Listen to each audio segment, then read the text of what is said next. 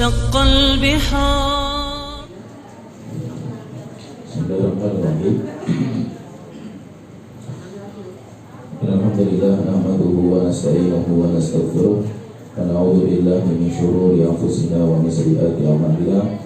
May yahdihillahu fala mudilla lahu wa may yudlil fala hadiya lahu. Wa asyhadu an la ilaha illallah wahdahu la syarika lahu wa asyhadu anna Muhammadan 'abduhu wa rasuluh. Amma ba'du. Kita melanjutkan kitab Ushul Sunnah, poin-poin penting dalam akidah Ahlussunnah wal Jamaah yang ditulis oleh Imam Ahmad bin Hanbal rahimahullah ta'ala. Kita masuk di poin ke-23, itu sambungan dari sebelumnya. Saya bacakan di poin 22 dulu. Wal imanu annal masihad dajjal khawarijun maktubun baina ainaihi kafirun. Ahlussunnah beriman bahwasanya al-masihid dajjal akan keluar, tertulis antara kedua matanya tulisan kafir. Wal ahaditsul lati ja'at bihi, dan Ahlussunnah mengimani semua hadis yang menyebutkan tentang dajjal. Wal iman bi anna dzalika kain, dan Ahlussunnah beriman bahwa itu pasti akan terjadi. Kemudian poin 23 yang kita bahas, wa anna Isa bin Maryam alaihi salam yang zilu, dan Ahlussunnah juga mengimani bahwa Isa bin Maryam alaihi salam beliau akan turun. Fayaqtulahu bitabirudin, kemudian nanti Nabi Isa akan membunuh Dajjal di pintu Lut, yaitu di pintu masuk di Masjidil Aqsa. Yaitu pembahasan kita kali ini, kita akan melanjutkan pembahasan tentang Dajjal, Nabi Isa, dan Ya'juj dan Ma'juj. Jadi ada 4 kejadian yang berurutan. Ada 4 kejadian berurutan berkaitan dengan orang. Semuanya berkaitan dengan orang. Yang pertama, munculnya Imam Mahdi atau dibaiatnya Imam Mahdi. Itu orang dari keluarganya Nabi Muhammad. Setelah itu nanti dari situ diikuti dengan keluarnya Dajjal. Dan telah kita sebutkan Dajjal itu juga manusia. Kemudian di situ nanti diikuti dengan turunnya Nabi Isa alaihi salam, itu manusia. Kemudian nanti yang keempat diikuti dengan keluarnya Ya'juj dan Ma'juj. Ya'juj dan Ma'juj juga manusia, anak keturunan Nabi Adam alaihi salam. Jadi 4 tanda itu nanti berurutan. 4 tanda itu berurutan. Kalau Imam Mahdi sudah dibaiat, pasti tinggal tunggu lagi Dajjal setelah itu. Dajjal sudah keluar, tinggal kita tunggu turunnya Nabi Isa. Nabi Isa sudah turun, kemudian membunuh Dajjal, setelah itu pasti akan keluar Ya'juj dan Ma'juj. Jadi itu berurutan. Ini tanda-tanda yang berurutan. Dan ini yaitu tanda-tanda seperti ini nanti termasuk tanda hari kiamat yang besar. Sebagaimana telah kita sebutkan, tanda hari kiamat itu ada 3. Ada tanda hari kiamat yang kecil, itu adalah tanda yang sudah terjadi dan tidak berulang. Misalkan meninggalnya Rasulullah, itu tanda hari kiamat. Bulan terbelah di zaman Rasulullah, itu tanda hari kiamat dan sudah terjadi dan tidak berulang. Kemudian yang kedua, tanda hari kiamat pertengahan. Itu yang kita lihat sekarang, yaitu tanda-tanda hari kiamat yang terjadi dan semakin berjalan waktu semakin besar. Itu tanda itu semakin kelihatan, seperti asingnya Islam, seperti banyaknya wanita, seperti banyaknya pembunuhan, riba merajalela, zina. Itu tanda-tanda hari kiamat terjadi, sudah terjadi, kita sudah melihat, tapi semakin hari semakin parah kondisinya itu. Seperti pemimpin-pemimpin yang zalim, terjadi semakin hari semakin parah kondisinya itu. Seperti ini namanya tanda-tanda pertengahan. Kemudian yang ketiga, nanti akan muncul tanda-tanda hari kiamat yang besar. Kalau tanda hari kiamat yang besar ini belum terjadi, kalau sudah terjadi maka satu terbuka akan diikuti dengan tanda-tanda yang berikutnya. Dimulai dari dibaiatnya Imam Mahdi. Itu kalau sudah dibaiat, itu sudah nanti akan mengikuti semua setelah itu. Yaitu Dajjal, kemudian Nabi Isa, kemudian Ya'juj dan Ma'juj. Setelah itu nanti berjalan terus sampai binatang melata keluar, sampai akhirnya nanti Al-Quran dicabut, Ka'bah dijebol, sampai nggak ada lagi sholat, nggak ada lagi Islam. Kemudian akan keluar angin bertiup dari Syam, mencabut setiap orang yang beriman, nyawanya akan dicabut, sampai akhirnya habis semua orang mukmin, nggak ada lagi. Setelah itu baru terbit nanti matahari dari barat. Kemudian setelah itu baru datang, terakhir itu datang api dari Aden, giring manusia semuanya ke Syam. Ketika manusia sudah sampai di Syam dan giring semuanya, baru nanti ditegakkan hari kiamat. Jadi perjalanan masih panjang. Maka intinya kita ini sekarang belum masuk ke tanda hari kiamat yang besar. Kita masih menunggu.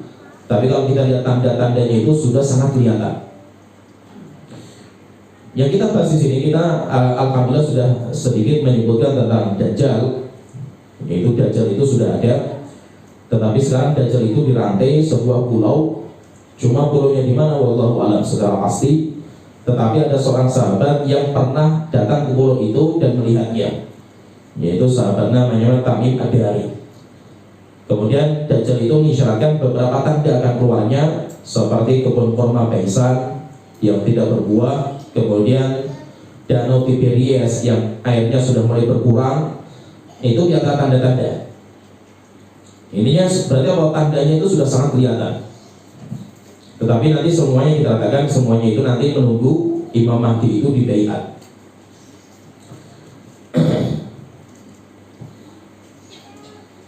Jadi secara ringkas saya sebutkan, secara ringkas nanti saya sebutkan hadisnya.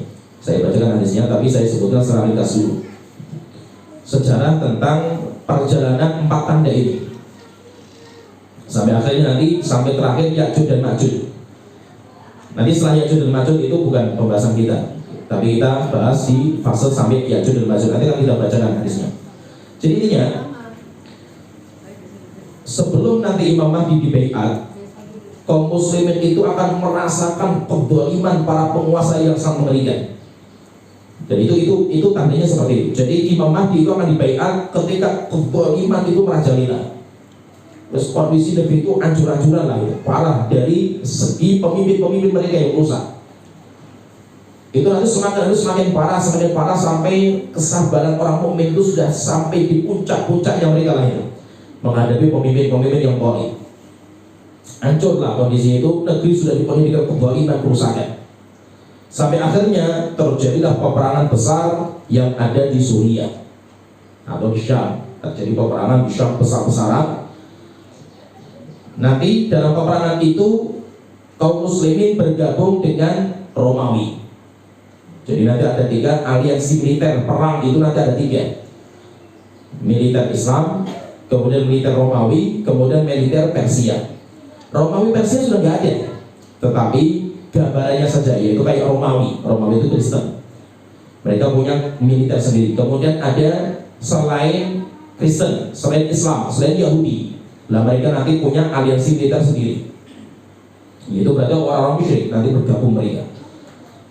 Nah, nanti ketika peperangan itu Islam bergabung sama Romawi untuk menghancurkan Persia. Karena ini musuh bersama Persia, akhirnya Persia itu bisa ditaklukkan dengan mudah sampai akhirnya kalah mereka. Ketika kalah, maka akhirnya terjadilah perpecahan antara Islam dan Romawi. Di situ nanti terjadilah peperangan besar, persiapan peperangan yang dahsyat. Itu namanya perang yang antara Islam dan Romawi itu yang dinamakan dengan Malhamatul Kubra, perang terbesar di jagat raya. Itu perang Malhamatul Kubra itu. Nah, ketika sudah persiapan perang, nanti sampai kalau kita membaca riwayat itu, sampai base campnya kaum muslimin itu tempatnya disebutkan, namanya Dabi. Jadi ada tempat-tempatnya. Itu semuanya dari Suriah tempat-tempatnya. Nanti ketika sudah persiapan mau peperangan dahsyat, setelah itu Imam Mahdi dibaiat. Imam Mahdi dibaiat. Dibaiatnya di mana? Di bawah Ka'bah. Imam Mahdi dibaiat di bawah Ka'bah. Ketika Imam Mahdi dibaiat, orang-orang nggak percaya. Setelah itu kumpul pasukan Islam untuk melawan Imam Mahdi, karena menganggap itu Imam Mahdi pembohong. Setelah itu mereka berjalan pasukan untuk menyerang Mekah. Sampai di sebuah lapangan, yaitu kayak Abu Hadul itu di sebuah tempat lapangan. Setelah itu mereka semuanya dibenamkan semua, tenggelam semua mereka di tanah. Dari awal sampai akhir semuanya tenggelam. Akhirnya dari kejadian ini semua orang percaya kalau itu adalah Imam Mahdi. Akhirnya berbondong-bondong orang membaiat Imam Mahdi waktu itu. Ketika sudah membaiat Imam Mahdi, akhirnya Imam Mahdi mengumpulkan pasukan terbaik untuk berangkat membantu kaum muslimin di Suriah atau di Syam. Akhirnya Imam Mahdi mengumpulkan pasukan Madinah. Nanti pasukan terbaik itu nanti terpecah menjadi 3 tempat, yaitu Yaman, kemudian Irak, kemudian Madinah. Yaman, kemudian Irak, kemudian Madinah. Demikian juga Syam. Nanti Syam itu juga ada, tapi kan peperangan di Syam tidak saya sebutkan karena nanti semuanya mengarahnya ke Syam. Jadi kalau kita lihat nanti pasukan perangnya itu semuanya di 3 tempat ini. Yaitu kalau 3 tempat itu Yaman, Irak, sama Syam. Kenapa kok 3 tempat ini sekarang terjadi pembantaian, peperangan nggak pernah selesai? Karena memang itu cara Allah menyiapkan pasukan-pasukan tempur terbaik. Dari situ nanti mereka semuanya nanti kumpul di Syam. Akhirnya setelah itu Imam Mahdi berangkat naik kuda. Jadi kalau kita melihat itu dalam hadis itu dengan kuda. Apakah kuda itu kuda asli atau nanti dengan kendaraan yang seperti itu? Wallahu a'lam. Yang penting saya menyebutkan riwayatnya, Rasul itu menyebutkan kuda. Dan Rasul mengatakan dan berangkat pasukan-pasukan terbaik dari Madinah naik kuda. Rasul mengatakan saya melihat kudanya mereka sekarang. Saya melihat warna kudanya sekarang dan saya melihat siapa-siapa mereka, wajah-wajah mereka ini. Saya Rasul mengatakan seperti itu. Akhirnya berangkatlah nanti Imam Mahdi itu ke Syam, kemudian nanti mengumpulkan pasukan Islam untuk merancang sebuah peperangan dahsyat. Akhirnya nanti terjadilah peperangan dahsyat. Peperangannya itu nggak lama, cuma 4 hari saja. Peperangannya cuma 4 hari. Hari yang pertama, jadi dalam peperangan itu ada burung berjalan di tempat ada perang, burungnya jatuh semua, mati semua. Tapi kita nggak tahu nanti perangnya itu modelnya ke apa, wallahu a'lam. Karena dahsyatnya peperangan itu. Jadi gambarannya itu nanti pasukan Islam kirim pasukan terbaik, pasukan Romawi kirim yang terbaik, terjunlah peperangan dahsyat. Rasulullah SAW menyebutkan kalau yang dikirim 100 orang 99 mati semua, yang tersisa cuma 1. Jadi peperangan dahsyat seperti itu. Jadi peperangan pertama nggak ada yang menang, peperangan yang kedua nggak ada yang menang, peperangan yang ketiga nggak ada yang menang, sampai akhirnya nanti peperangan yang terakhir, yaitu peperangan yang sangat dahsyat sekali.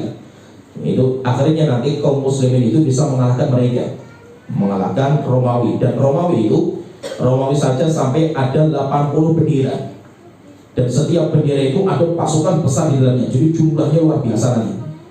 Ini kalau dilihat itu kayak perang dunia terbesar ketiga, perang dunia besar-besar, nggak bisa nanti di situ. Sampai akhirnya kaum muslim bisa mengalahkan Romawi. Ketika sudah kalah Romawi, akhirnya Imam Mahdi sampai disebutkan itu, sampai yaitu peperangan itu orang itu sudah nggak bisa lagi bagi ghanimah. Orang jadi perang saking banyaknya yang meninggal sampai orang itu sudah nggak mikir ghanimah ya. Sampai nggak bisa dihitung jumlahnya orang meninggal dunia itu berapa di situ. Di sana jadi saking merinya peperangan itu.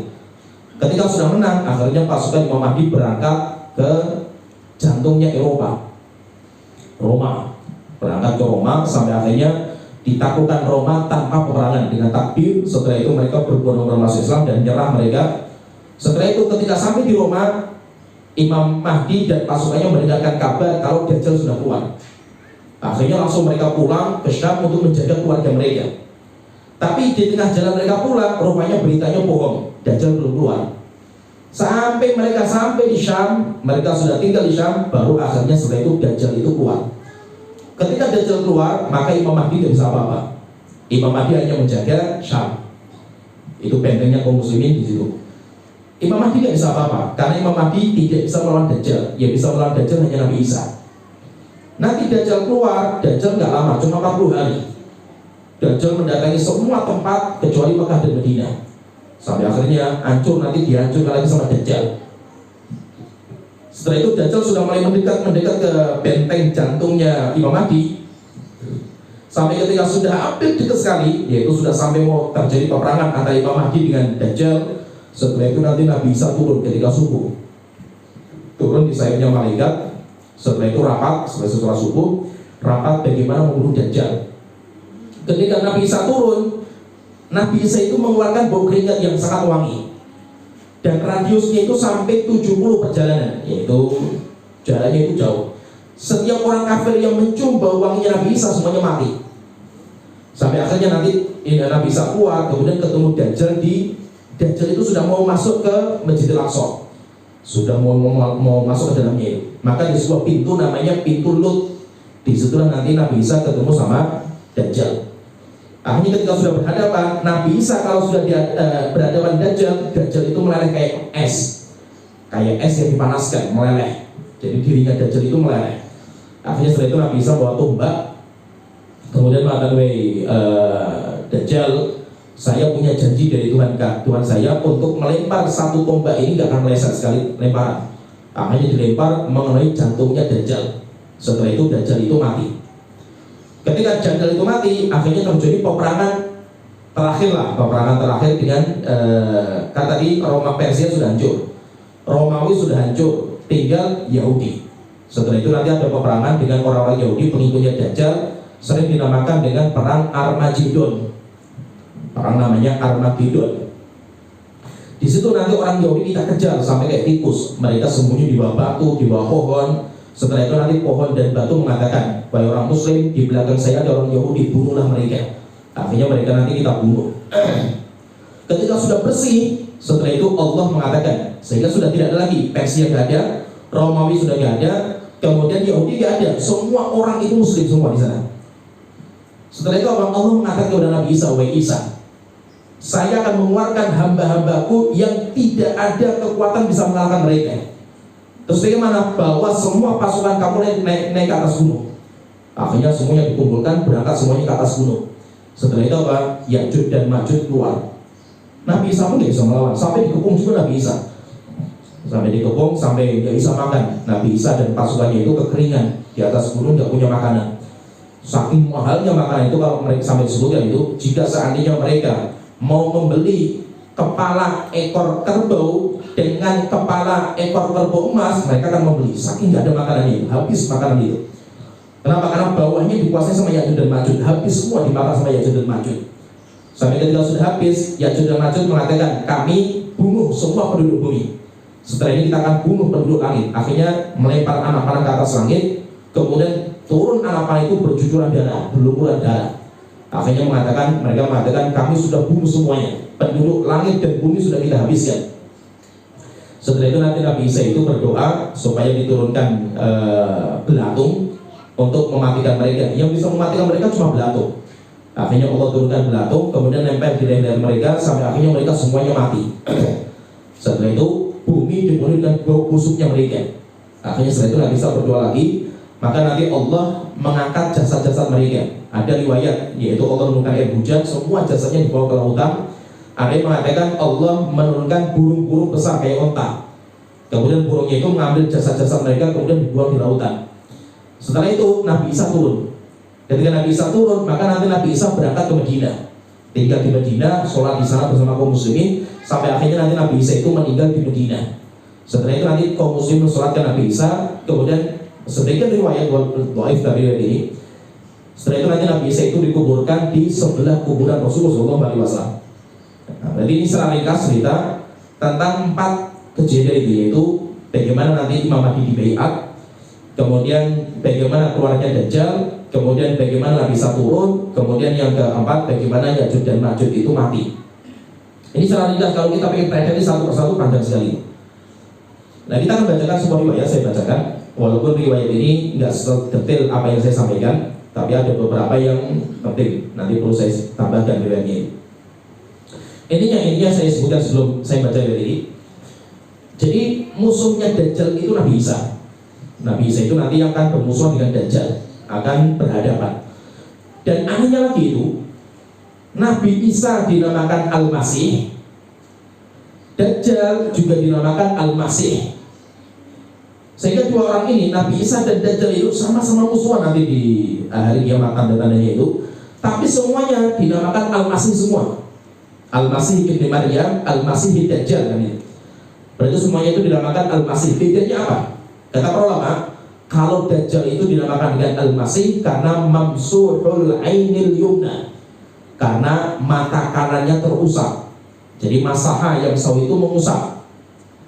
Al-Masih, jadi ini kalau belajar bahasa Arab ya, yang belum belajar bahasa Arab ya nggak paham, nggak apa-apa. Tapi kita harus belajar. Nah, memang kita itu kalau ingin memahami Al-Quran dan Sunnah itu harus pakai bahasa Arab. Al-Masih, kalau masih itu wazannya itu fa'il. Wazannya itu fa'il. Fa'il itu namanya sifat musyabbah. Namanya sifat musyabbah. Sifat musyabbah itu bisa artinya fa'il, fa'il itu subjek, atau bisa artinya maf'ul, objek. Itu dalam bahasa Arab itu subjek itu ada timbangannya, timbangan kata namanya fa'il. Ana qari, qari sang pembaca. Ana katib, katib itu sang penulis. Kemudian kalau yang dibaca itu timbangannya maf'ul, maktub, yang tertulis. Nah, jadi seperti itu. Jadi maktub, kemudian makul, yang dimakan. Nah, itu namanya objek. Nah, nanti ada timbangan yang itu bukan fa'il, bukan maf'ul, tapi timbangannya fa'il. Seperti al-masih kan. Al-masih itu timbangannya fa'il. Fa'il itu artinya dua. Bisa diartikan fa'il yang mengusap, atau fa'il itu artinya yang diusap. Nah, di sini al-masih kan Nabi Isa al-Masih, Dajjal itu al-Masih. Bedanya kalau Nabi Isa itu al-Masih itu artinya masih, yang mengusap. Yaitu kenapa Nabi Isa itu dinamakan al-Masih? Karena Nabi Isa itu mengobati orang dengan cara mengusap. Yang mengusap, Nabi Isa itu orang yang mengusap dengan tangannya untuk mengobati manusia. Itu namanya al-Masih Ibnu Maryam. Kemudian kalau Dajjal, Dajjal itu namanya al-Masih, tapi artinya itu mamsuh, yang diusap. Bukan yang mengusap, tapi yang diusap, yaitu yang diusap mata kanannya. Maksudnya mata kanannya itu apa? Mata kanannya itu putih semua, nggak ada hitamnya. Maka Dajjal itu kan dua matanya cacat. Mata yang kanan itu putih semua, nggak ada hitamnya. Sedangkan mata kirinya kalau itu mau keluar. Jadi kalau keluar mau lihat melotot kayak mau keluar gitu. Sehingga dua matanya Dajjal itu cacat semua. Dajjal itu punya dua mata. Jadi fahami, Dajjal itu punya dua mata. Bukan Dajjal itu si mata satu di tengah itu. Enggak, Dajjal itu manusia biasa. Sehingga kalau kita dapat informasi katanya yang dulu sempat ramai itu di Israel itu katanya lahir bayi mata satu itu. Pendusta itu. Banyak yang percaya gitu loh. Dajjal itu mata satu itu. Enggak, Dajjal itu matanya dua. Cuma yang satunya itu terusap, yaitu putih semua. Jadi dua-dua matanya Dajjal itu semuanya cacat. Dia melihatnya dengan satu mata saja. Itu pun cacat juga, yaitu kalau melihat mau keluar matanya itu. Nah, sehingga berarti ada Al-Masih Ibnu Maryam, kemudian ada Al-Masih Dajjal. Nabi Isa itu sampai sekarang beliau itu masih hidup. Nabi Isa itu sampai sekarang masih hidup. Dulu Nabi Isa itu sudah diwafatkan. Allah sebelum mengangkat Nabi Isa ke atas langit, Allah itu mewafatkan Nabi Isa dulu. Sebagaimana Allah Ta'ala berfirman, inni mutawaffika, wahai Isa, saya akan mewafatkan kamu. Inni mutawaffika wa rafi'uka ilayya, dan kami itu akan mengangkat kamu. Berarti apa? Nabi Isa itu sebelum diangkat ke atas langit, Nabi Isa itu diwafatkan. Nabi Isa itu sudah diwafatkan. Pertanyaan, berarti Nabi Isa sudah mati atau belum? Tadi saya katakan Nabi Isa itu masih hidup, tapi Nabi Isa sudah wafat. Berarti gimana? Nah, kita katakan Nabi Isa itu masih hidup, tapi Nabi Isa itu sudah wafat. Maksudnya apa? Wafat kecil. Karena wafat itu ada dua. Ada wafat yang besar, yaitu mati. Kalau wafat besar itu mati. Kemudian kalau wafat kecil itu tidur. Nabi Isa itu ditidurkan sebelum diangkat ke atas langit. Setelah itu belum diangkat. Dalam posisi Nabi Isa diangkat ke atas langit itu dalam posisi beliau itu tidur sampai akhirnya di atas langit. Sekarang Nabi Isa sekarang itu hidupnya di langit kedua bersama Nabi Yahya. Nabi Isa dan Nabi Yahya itu hubungannya apa? Jadi gini, Nabi Maryam itu sama Nabi Yahya itu sepupu. Maryam itu sepupunya, kan Maryam itu anaknya Luqman, anaknya Imran. Yahya anaknya Zakaria. Zakaria sama Imran itu kakak beradik. Imran punya anak perempuan namanya Maryam, Zakaria punya anak laki-laki namanya Yahya. Berarti kan sepupu ini dua orang ini. Ya, Maryam punya anak laki-laki. Nah itu berarti apa hubungannya itu? paman sepupu kok. Paman sepupu ya, kayak itulah itu. Ya kayak itulah kayak itu. Jadi bukan sepupu, bukan, anaknya sepupu. Anaknya sepupu. Jadi Nabi Isa itu anaknya sepupunya Nabi Yahya. Anak sepupu, karena sepupunya itu ibunya. Nah, jadi seperti itu. Jadi Nabi Isa itu sekarang tinggalnya di langit kedua. Rasulullah pernah berjumpa Nabi Isa. Rasulullah juga pernah berjumpa Dajjal. Rasul itu kan ketika naik Isra Mi'raj kan ketemu Nabi Isa. Oh, melihat Nabi Isa itu wajahnya seperti itu. Ketemu Dajjal juga. Oh, Dajjal itu wajahnya seperti itu. Rasul ketemu. Rasul ketemu langit pertama Nabi Adam, kemudian nanti Nabi Isa, terus sampai ketemu dengan Nabi Yusuf alaihissalam. Sampai akhirnya Rasul itu kan mengatakan ini. Nabi Yusuf itu utiya syatran minal husn, diberikan sama Allah setengah gantengnya laki-laki. Saking gantengnya Nabi Yusuf itu. Ketemu juga sama malaikat Malik, yaitu malaikat yang menjaga neraka jahanam dan yang lain. Rasul ketika Isra Mi'raj banyak ketemu dengan orang-orang ini. Berarti Nabi Isa itu masih hidup. Nanti Nabi Isa itu tinggal tunggu waktu di mana diizinkan oleh Allah akan turun ke bumi, maka nanti Nabi Isa turun di sayapnya malaikat. Yaitu berpegangan sayapnya malaikat. Nabi Isa itu ketika turun berkeringat. Keringatnya itu seperti permata, berkelap-kelip. Nabi Isa itu keringatnya itu. Kemudian ketika turun Nabi Isa itu baunya wangi sekali. Itu jadi Nabi Isa seperti nanti setelah itu programnya Nabi Isa itu, program utamanya Nabi Isa yaitu membunuh Dajjal. Kemudian ada tugas yang lain Nabi Isa yaitu apa? Nabi Isa akan menghancurkan salib. Jadi salib-salib dihancurkan semuanya, maka nanti orang-orang Kristen akan berbondong-bondong beriman sama Islam, yaitu masuk Islam. Karena mereka melihat Nabi Isa nyata yang dulu mereka sembah, akhirnya Nabi Isa turun, dihancurkan salib-salib, akhirnya mereka meninggalkan agama semula. Setelah itu mereka berbondong-bondong masuk Islam. Orang Kristen itu. Jadi menghancurkan salib, kemudian membunuh babi Nabi Isa itu, kemudian yang ketiga akan menegakkan keadilan Islam. Karena bisa ketika turun, beliau menjadi umatnya Rasulullah SAW. Dan di sini akan saya bacakan riwayatnya, yaitu sebagai mukadimah semua. Nanti kalau kita gambarkan itu akan tergambar semua itu. Apa yang saya sebutkan itu secara ringkas itu nanti akan memberikan gambaran. Ada sebuah riwayat sahih dikeluarkan oleh Imam Muslim, Imam Abu Dawud, Imam Tirmidzi, Imam Ibnu Majah. Dan ini lafadznya Imam Muslim, yang saya bacakan adalah lafadznya Imam Muslim. Jadi seorang sahabat namanya Nawas bin Sam'an radhiyallahu anhu berkata, Zakar Rasulullah sallallahu alaihi wasallam ad-Dajjal dzata wadadin.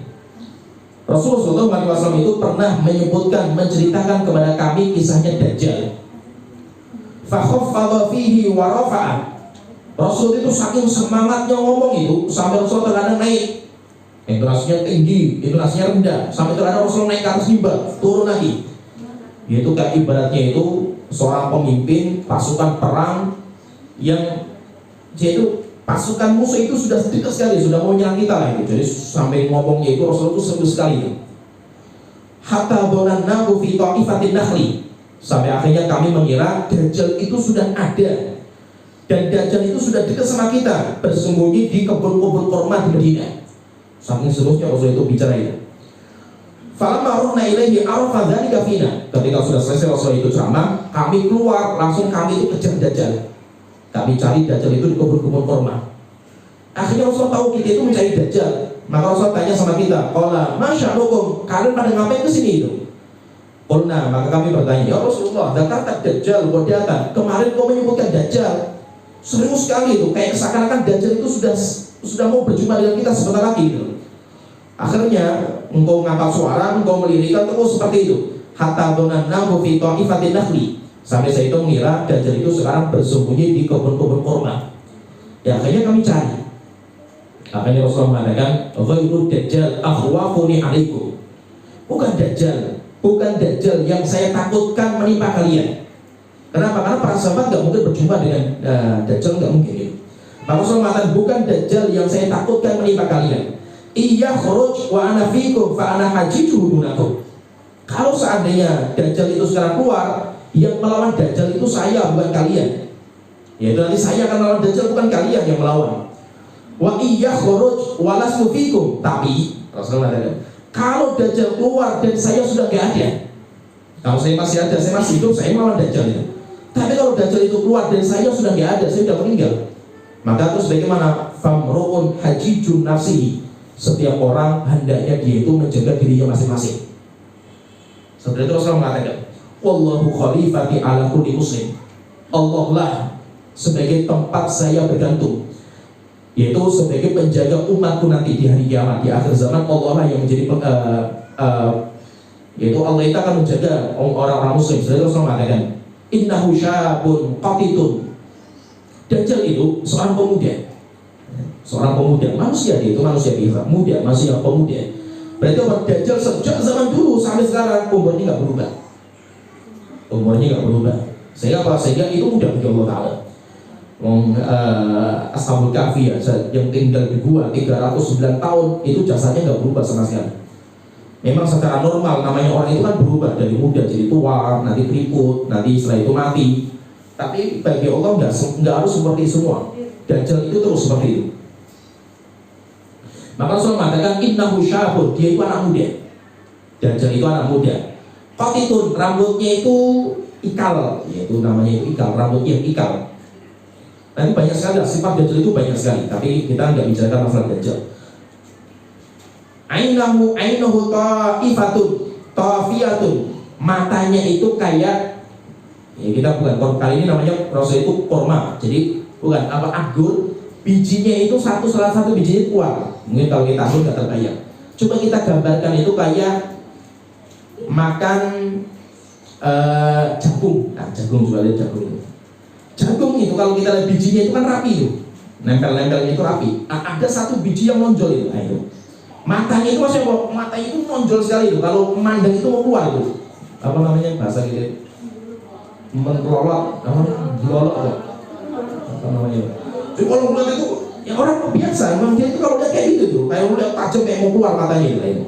Itu mata yang mana itu? Mata yang kiri. Sedangkan mata yang kanan itu dia itu terpusat, nggak ada hitamnya, putih semua. Setelah Rasulullah mengatakan ka'anni usyabbihuhu bi Abdul Uzza bin Qatan. Kayak namanya Abdul Uzza bin Qatan. Abdul Uzza bin Qatan itu seorang sahabat yang matanya itu kayak gitu, kalau dia mau keluar. Rasulullah mengatakan dia seperti itulah, orangnya itu matanya kayak gitu. Faman adrakahu minkum falyaqra alaihi fawatiha suratil kahfi. Siapa yang mendapatkan Dajjal itu keluar, maka ruqyah dirinya dengan pembuka surat Al-Kahfi 10 ayat.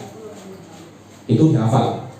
Ada riwayat 10 awal surat Al-Kahfi, ada riwayat 10 akhir surat Al-Kahfi.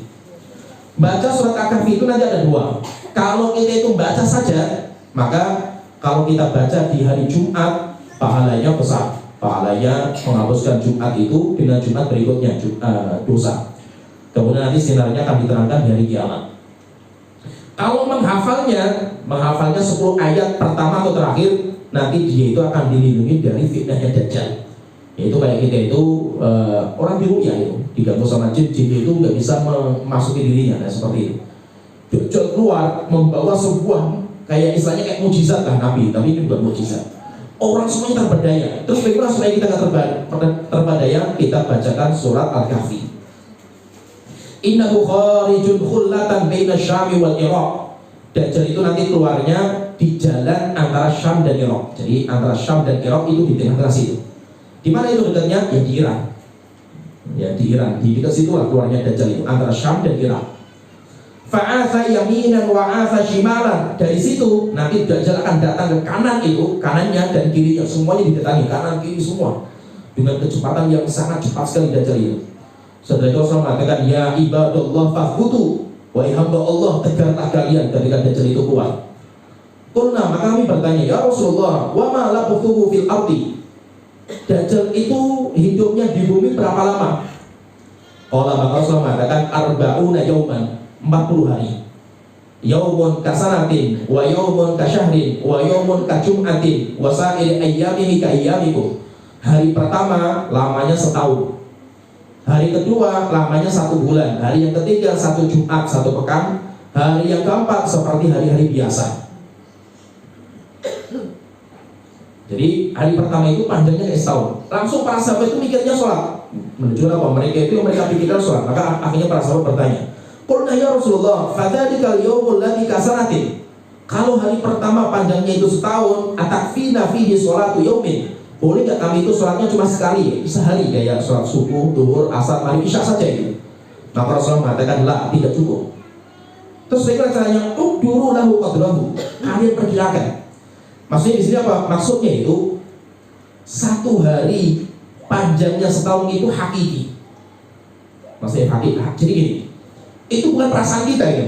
Biasanya kalau kita itu di tempat yang nggak enak, apalagi kita itu perang negara kita, kemudian itu kan biasanya kayak lama sekali hari itu, ya. Tapi kalau kita itu bahagia, perjalanan itu cepat sekali itu. Malam pertama misalnya kayak nggak terasa itu 1 jam itu sudah selesai kan itu. Jadi maksudnya itu kalau kita lagi seneng-senengnya itu cepat sekali perjalanan itu. Tapi kalau kita ngantri, masya Allah lamanya luar biasa itu. Kita mau buka puasa saja itu, mau tinggal 5 menit saja kayak lama sekali, kayak jamnya itu nggak jalan-jalan ini kan itu. Rasanya kalau mau buka puasa itu kan.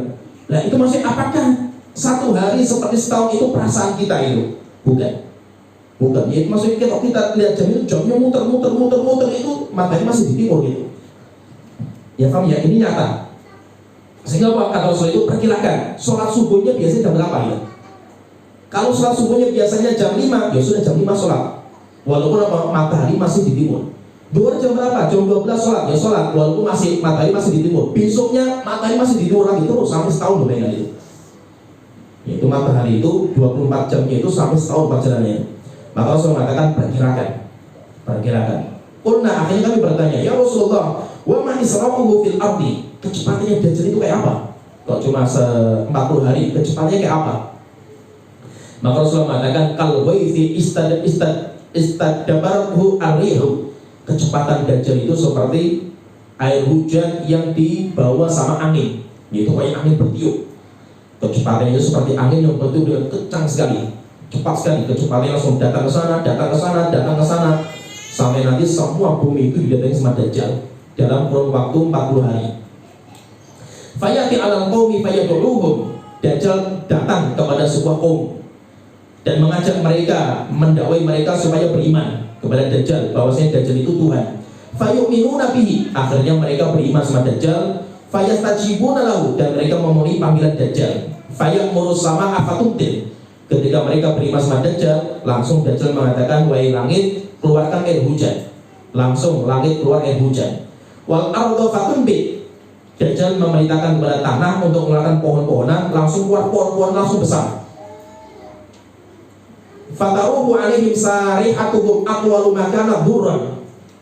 Sampai negeri itu yang beriman sama Dajjal itu, negeri yang beriman sama Dajjal itu dipenuhi dengan kenikmatan yang luar biasa. Yaitu sampai saking nikmatnya itu sampai binatang-binatangnya gemuk-gemuk, buah-buahnya besar-besar. Sampai satu binatang kambing itu susunya bisa dinikmati satu kampung. Itu saking banyaknya susunya melimpah. Dan mereka merasakan, mereka makan dari hasilnya, mereka beriman sama Dajjal langsung kelihatan. Air hujan turun, kemudian tumbuh-tumbuhan keluar, buah-buahan langsung keluar, dan mereka makan dari itu. Setelah itu Dajjal pindah ke kampung yang lain, mengajak mereka untuk beriman. Fayaruduna alaihi qawlahu. Tapi mereka membantah ucapannya Dajjal. Fayansarifu anhum. Akhirnya Dajjal keluar dari kampung itu. Fayusbihuna mumhilina laisa biaidihim syai'un min amwalihim. Langsung negaranya menjadi padang pasir. Semua tanaman mati, air semuanya hilang, kering, sampai akhirnya mereka nggak punya makanan. Wa yamurru bil khirbati. Kemudian mereka datang dengan membawa bil kharibah. Kharibah itu yaitu kayak lautan tapi kecil. Fayaqulu laha. Kemudian beliau mengatakan, yaitu Dajjal mengatakan pada lautan itu, dia nancapkan tombaknya, setelah itu dia akan akhriji kanuzaki, keluarkan semua harta yang kamu miliki. Fatadba'uhu kunuzah. Akhirnya permata, kemudian emas, semuanya keluar dari lautan itu. Kayaknya asi bil nakhli, seperti lebah mengikuti ratunya. Yaitu Dajjal berjalan ke sana, semua harta ikut sama Dajjal kayak lebah. Semua yang beriman sama Dajjal semuanya dikasih, semua harta sama Dajjal. Maka itu kenapa? Yang kemarin saya sebutkan itu, kalau Dajjal itu keluar, kenapa kalau orang lain beriman itu mereka lari? Kalau mereka sendirian, mereka lari bawa keluarga kalau mampu. Kalau tidak mampu, maka istri dan anak itu dirantai di rumah. Kenapa? Karena harta itu fitnah bagi wanita. Yaitu lihat permata, kelap-kelip, lihat emas, itu dikasih gelondongan emas, semua akan tergoda, apalagi wanita. Nah itu ketika Dajjal itu dasar seperti ini, maka orang-orang yang beriman itu mereka merantai istri mereka dan anak mereka itu di rumah, jangan sampai keluar, mereka semuanya terfitnah semua.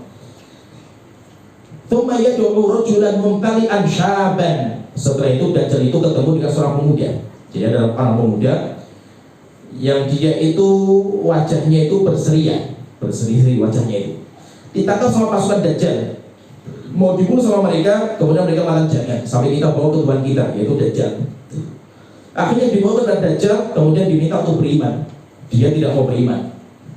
Fayadribuhu bisayf. Akhirnya dipotong dengan pedang. Fayaqta'uhu jazlataini ramyatal gharaq. Yaitu akhirnya ditebas sama Dajjal, satu tebas sampai ke pedang, terbelah jasadnya jadi dua.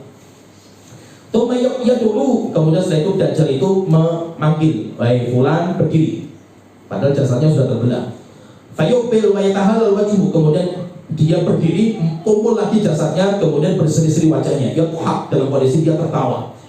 Fa bainama huwa kadzalika, kemudian disuruh beriman. "Kamu beriman sama saya enggak?" Kata pemuda itu, "Ya, saya semakin yakin kamu adalah Dajjal." Fa bainama huwa kadzalika id ba'atsallahu al-masih ibn Maryam. Ketika kondisi sudah seperti ini, akhirnya nanti Allah mengutus Nabi Isa bin Maryam. Ini ceritanya kan simpel. Tadi sudah saya sebutkan secara detailnya itu. Fayanzilu indal manaratil bayda, dan Dajjal itu turunnya di menara putih. Syarqai Damas, bagian timurnya Damaskus. Dan sekarang itu saya dapat informasi itu ada beberapa orang Kristen, orang di sini tetangga saya, dia itu pergi ke Vatikan. Di Vatikan, di sana sudah heboh di Vatikan itu berita bahwa menara putih itu sudah siap untuk kedatangan Nabi Isa. Sehingga saya dapat cerita dari orang itu. Kemudian dia mengatakan yaitu akhirnya sekarang orang-orang Kristen itu sudah mempersiapkan tentang datangnya Nabi Isa, karena kabar-kabar itu dari informasi yang mereka dapatkan, demikian juga ramalan mereka dan yang lainnya itu, menara putih di Damaskus itu sudah siap. Dan Nabi Isa itu sudah dekat sekali, waktu turunnya itu sudah sangat dekat. Yaitu orang Kristen sedang mengakui itu, Nabi Isa itu nanti akan turun di situ.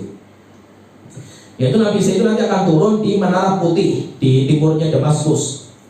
Wadi'an kafaihi, dalam kondisi Nabi Isa itu meletakkan tangannya di sayapnya malaikat.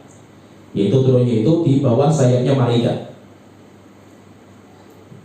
Ala ajni hati malakaini, yaitu ada dua malaikat. Kemudian Nabi Isa itu di dua sayapnya malaikat. Idza qata'a ra'suhu qatara. Nabi Isa itu ketika turun, beliau itu kepalanya itu menunduk. Ketika Rasul itu mengangkat, maka kepalanya itu bercucuran ringan.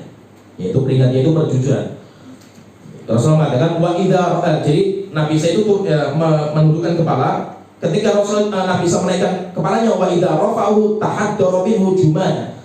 Yaitu menetes, keringatnya Nabi Isa itu menetes kalulu seperti permata, berkelap-kelip tetesannya keringatnya Nabi Isa. Fala yahillu likafirin yajidu riha nafsihi. Tidaklah orang kafir mencium bau harumnya Nabi Isa kecuali dia itu akan mati. Illa mata wa nafsuhu yantahi haitsu yantahi tarafuhu. Dan bau wanginya Nabi Isa itu sejauh mata memandangnya Nabi Isa. Jadi sejauh mata memandang Nabi Isa itu bau wangi itu sampai ke sana. Fayatrukuhu hatta yudrikahu bi Babiludin. Setelah itu nanti Nabi Isa itu mencari Dajjal sampai ketemu dengan Dajjal di pintu Lut, yaitu pintu untuk masuk Masjidil Aqsa. Fayaqtuluhu. Setelah itu Nabi Isa bisa membunuh Dajjal. Tadi sudah saya sebutkan cerita-ceritanya itu setelah lebih detailnya. Tsumma ya'ti Isa bin Maryam qaumun qad asamuhumullahu minhu. Setelah selesai membunuh Dajjal, Dajjal sudah mati. Setelah itu Nabi Isa itu mendatangi kaum yang Allah jaga dari Dajjal, yaitu orang-orang yang bersembunyi tadi yang di rumah-rumah, kemudian orang-orang yang dia itu selamatlah, orang yang di hutan-hutan, di gunung-gunung. Maka nanti Nabi Isa itu kumpulkan mereka. Fayamsahu an wujuhihim. Setelah itu Allah mengusap wajah-wajah mereka, yaitu orang-orang yang selamat dari fitnah Dajjal ini, nanti akan diusap wajah mereka sama Nabi Isa. Wa yuhaddithuhum bi darajatihi fil jannah. Dan Nabi Isa akan menceritakan tempat tinggal mereka di surga. diusap kepalanya, kemudian mengatakan kamu tempat tinggal di surga di tempat ini. Diusap lagi, kamu di tempat ini, kamu di tempat ini. Semuanya disebutkan nama-nama mereka dan tempat tinggal mereka di surga itu di mana. Itu apa? Mereka orang-orang yang dijaga sama Allah dari fitnahnya Dajjal. Caranya bagaimana? Caranya dengan menghafal surat Al-Kahfi tadi. Fabainama huwa kadzalika, ketika Nabi Isa itu sudah seperti itu, yaitu sudah berkumpul, Nabi Isa sudah berkumpul dengan orang-orang yang beriman yang sejati. Id auhallahu ila Isa, Allah mewahyukan kepada Nabi Isa, inni qad akhrajtu ibadan li wa Isa. Aku telah mengeluarkan hamba-hambaku, la yudanu li ahadin biqatali, tidak ada seorang pun yang bisa melawan mereka. Faharrij ibadi ila Tur, maka bawa mereka ke Gunung Tursina, yaitu pasukan kamu, orang-orang yang beriman yang tersisa, semuanya bawa ke Gunung Tursina. Sebagian nanti ulama mengatakan kejadian ini Nabi Imam Mahdi sudah tidak ada, Imam Mahdi sudah meninggal. Karena Imam Mahdi itu jarak antara dia dibaiat sampai meninggal itu cuma 7 tahun. Kalau Nabi Imam Mahdi itu 7. Nah kalau Nabi Isa antara beliau keluar dengan meninggalnya itu nanti 40 tahun. Tapi kalau Imam Mahdi sudah tidak ada lagi kejadian ini, yaitu Ya'juj dan Ma'juj. Sebagian ulama mengatakan Imam Mahdi itu sudah meninggal. Di fase itu sudah tidak ada Imam Mahdi itu. Akhirnya fayaqudullahu bi Ya'juj wa Ma'juj. Akhirnya setelah itu Allah mengeluarkan Ya'juj dan Ma'juj, yaitu benteng besar yang dibawa sama Dzulqarnain, jebol sampai akhirnya mereka keluar. Wahum min kulli hadabin yansilun, dan mereka itu berjalan besar sekali jumlahnya. Ada yang dari atas, dari bawah, semuanya keluar semua itu. Jadi mereka itu sampai disebutkan sedikit tentang Ya'juj dan Ma'juj. Allah itu kan mengusap punggungnya Nabi Adam ketika diciptakan, dikeluarkan cikal bakal masuk surga. Diusap punggungnya kiri, cikal bakalnya masuk neraka. Setelah itu Allah Taala mengatakan kepada Adam, keluarkan ba'san nar, utusan yang akan dikirim ke neraka. Anak-anak kami akan dikirim ke neraka. Akhirnya Allah Nabi Adam bertanya itu, aku berapa ya kirim ke neraka berapa? Setiap 1999 dikirim ke neraka. Berarti yang selamat cuma satu. Setiap 1999 neraka, yang selamat cuma satu yang di surga. Akhirnya Nabi Adam menangis. Setelah itu dikatakan kabar gembira oleh Adam, yang 999 itu Ya'juj dan Ma'juj. Berarti kalau jumlahnya luar biasa Ya'juj dan Ma'juj itu. Nah itu kita orang yang beriman itu, kita yang beriman, kalau dibandingkan dengan orang kafir dan Ya'juj dan Ma'juj, kita itu ibaratnya bulu putih di kulitnya sapi yang warna hitam. Jadi kita cuma satu bulu saja itu, dibandingkan dengan jumlahnya orang kafir yang luar biasa banyaknya itu. Maka orang beriman itu, orang masuk surga itu nggak banyak, sedikit apalagi dibandingkan dengan Ya'juj dan Ma'juj, jumlahnya luar biasa jumlahnya mereka. Mereka itu manusia, bukan mereka itu kayak alien atau mereka itu kayak monster, kayak bukan, manusia biasa mereka itu. Kalau dilihat sifatnya itu kayak orang-orang Tibet atau orang-orang Cina daratan, kayak Mongolia, persis kalau kita lihat kayak gitu, matanya sipit, kayak persis. Makanya sebagian ulama nanti mengatakan bentengnya Dzulqarnain yang dibangun itu di daratan Mongolia, tapi Allah salah pastinya, tapi sifat-sifatnya mirip. Jadi mereka itu manusia biasa.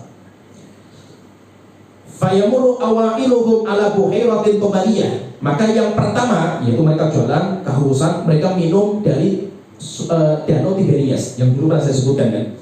Dajjal itu keluar bukan ketika danau Tiberias itu habis airnya, enggak, tapi mulai berkurang. Kenapa? Nanti akan menghabiskan airnya itu Ya'juj dan Ma'juj itu. Maka berarti bahwa semua kejadian besar dari Imam Mahdi, kemudian Nabi Isa, Dajjal, kemudian Ya'juj dan Ma'juj itu semuanya di Syam. Kejadian itu semuanya di Syam, di area Palestina. Akhirnya rombongan mereka berjalan, yang depan minum, yang belakang sudah tidak mendapatkan air. Fayamur akhiruhum, kemudian yang belakang mengatakan laqad kana bihadza marratan ma. Di sini tuh dulunya ada air.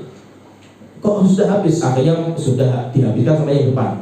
Wa yusaru nabiyullah Isa wa ashabuhu, Nabi Isa dan para pengikut beliau dikepung di Gunung Tursina sama Ya'juj dan Ma'juj. Hatta yakuna rasul tawri li ahadin khairan min mi'ati dinar, sampai satu kepala ekor kerbau itu mereka itu mau membeli dengan 100 dinar. Dinar itu uang emas, kalaupun ada.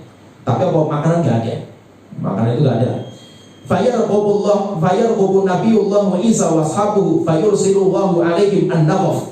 Akhirnya Nabi Isa dan orang-orang yang beriman berdoa kepada Allah Ta'ala, berdoa bersimpuh di hadapan Allah Ta'ala supaya Allah memusnahkan Ya'juj dan Ma'juj.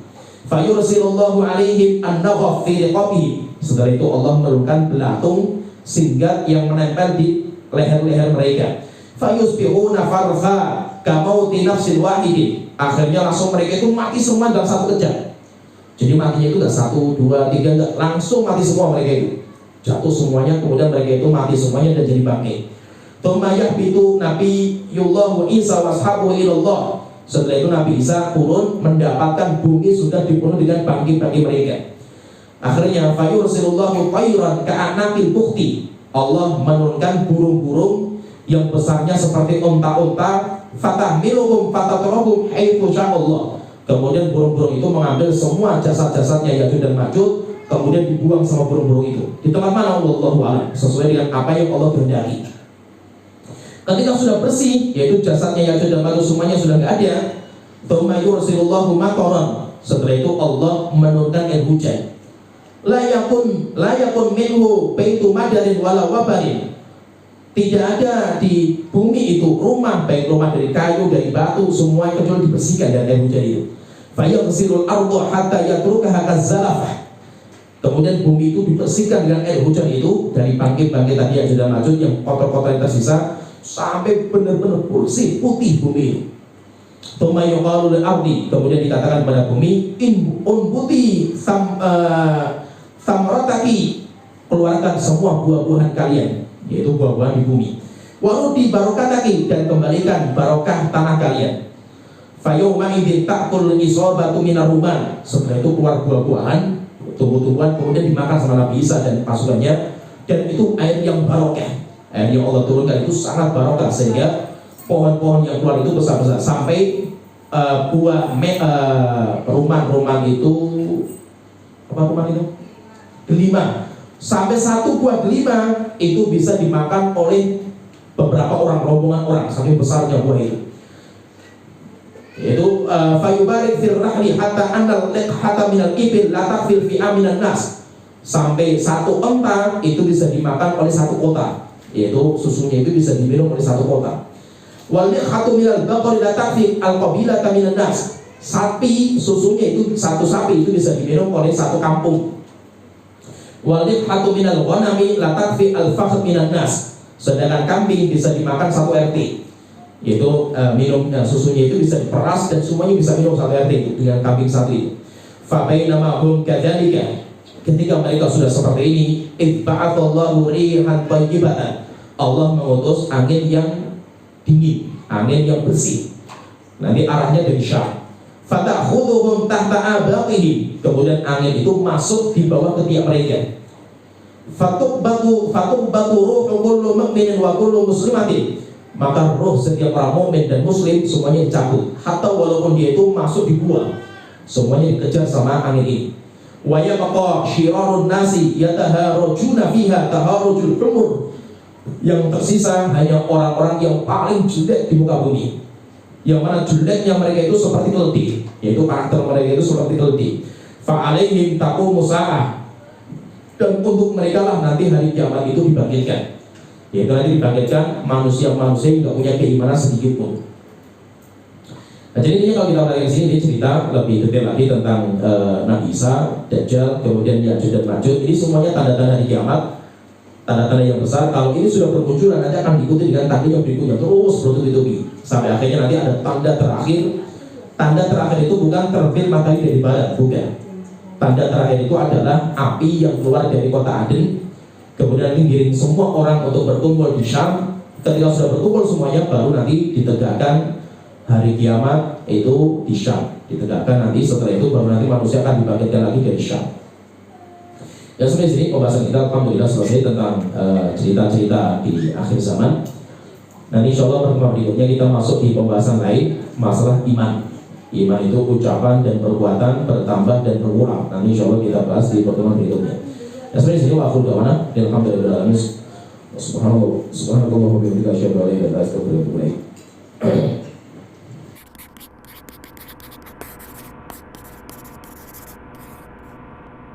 Donasi dakwah multimedia Nidaus Salam. Berikan donasi terbaik Anda untuk dakwah dan pendidikan Islam.